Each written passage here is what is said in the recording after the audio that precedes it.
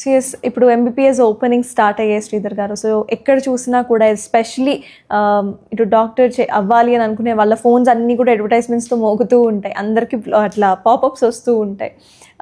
ఈ కాలేజ్లో జాయిన్ అవుతే ఆర్ఎల్స్ ఈ కంట్రీలో కనుక మీరు ఎంబీపీఎస్ చేస్తే ఖచ్చితంగా యూఎస్ఏ యూకేకి వెళ్ళిపోయి అక్కడ డాక్టర్ అయిపోవచ్చు, ఆర్ఎల్స్ అక్కడ పీజీ చేయొచ్చు, అక్కడ సెటిల్ అయిపోవచ్చు. It's just an anywhere door అన్నట్టుగా వాళ్ళు ఈజీగా అట్లా అడ్వర్టైజ్ చేస్తూ ఉంటారు. వాటిని నమ్మచ్చు అంటారా? ఆ అడ్వర్టైజ్మెంట్స్ యొక్క క్రెడిబిలిటీ ఎంతవరకు ఉంటుంది? ఫస్ట్ థింగ్, పేరెంట్స్కి అవేర్నెస్ లేకపోవటం వల్ల వచ్చే ప్రాబ్లమ్స్ అండి ఇవన్నీ. మెయిన్ వీళ్ళు ఆలోచించాల్సింది ఏంటంటే ఏ కంట్రీకి లేని ప్రివిలేజ్ ఒక్క కంట్రీకి ఉండదు.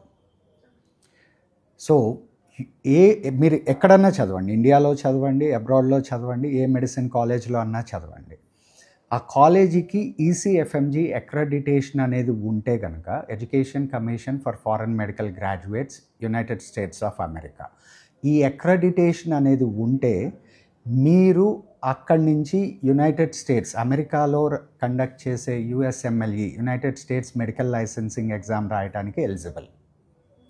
సో ఆ ప్రివిలేజు ఒక పర్టికులర్ కాలేజీకో ఒక కంట్రీకో లేదు.